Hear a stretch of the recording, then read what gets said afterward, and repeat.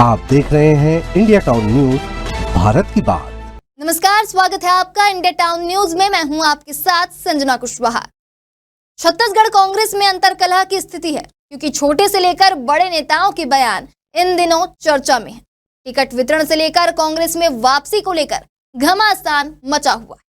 विधानसभा से लेकर लोकसभा और उपचुनाव से लेकर निकाय में हुई हार के बाद कांग्रेस पार्टी में बवाल की स्थिति।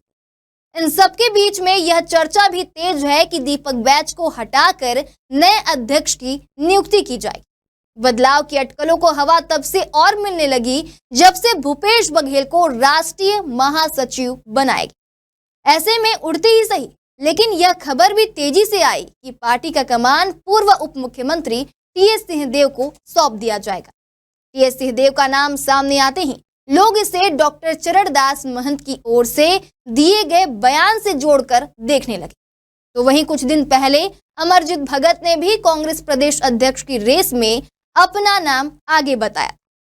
कांग्रेस में जो कुछ भी इन दिनों चल रहा है उसे सब अपने अपने हिसाब से तोड़कर जोड़कर देख रहे हैं, लेकिन खुद दीपक बैज ने इस मामले पर अपनी प्रतिक्रिया दी है। उन्होंने क्या कहा है, देखिए हमारी खास रिपोर्ट सिर्फ हमारे साथ। छत्तीसगढ़ कांग्रेस में इस समय हलचल मची हुई है। पार्टी के छोटे और बड़े नेता अलग अलग बयान दे रहे हैं, जिससे अंतर्कलह की स्थिति बन गई है। इन सबके बीच यह चर्चा तेज हो गई है कि प्रदेश कांग्रेस अध्यक्ष दीपक बैज को हटाकर किसी और को यह जिम्मेदारी दी जा सकती। तो वहीं जब इस बारे में दीपक बैज से पूछा गया तो उन्होंने कहा कि उन्हें इस बदलाव की कोई जानकारी नहीं है और ना ही इस बारे में किसी ने उनसे बातचीत की। उन्होंने कहा, मुझे जो जिम्मेदारी दी गई है उसे मैं पूरी ईमानदारी से निभा रहा हूं। हाईकमान जो भी निर्णय लेगा मैं उसका पालन करूंगा। नगर निकाय चुनावों में कांग्रेस की हार के बारे में बैज ने कहा कि पार्टी ने पूरी मेहनत की थी, लेकिन नतीजे उम्मीद के मुताबिक नहीं आए। उन्होंने बताया कि बड़े नेताओं और विधायकों की सलाह पर ही उम्मीदवार चुने गए थे और कांग्रेस ने सिर्फ उनकी सहमति दी थी। उन्होंने आगे कहा कि चुनाव में हार जीत लगी रहती है। हमने 10 सीटें हारी हैं, लेकिन पहले भाजपा भी 14 निगमों में शून्य थी। हम इस हार से निराश जरूर हैं, लेकिन पार्टी को फिर से खड़ा करेंगे। तो वहीं पंचायत चुनावों को लेकर दीपक बैज ने भाजपा पर गंभीर आरोप लगाए।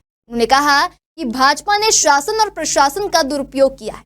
कलेक्टर ने कांग्रेस कार्यकर्ताओं को धमकाया और वोटों की गिनती में गड़बड़ी की।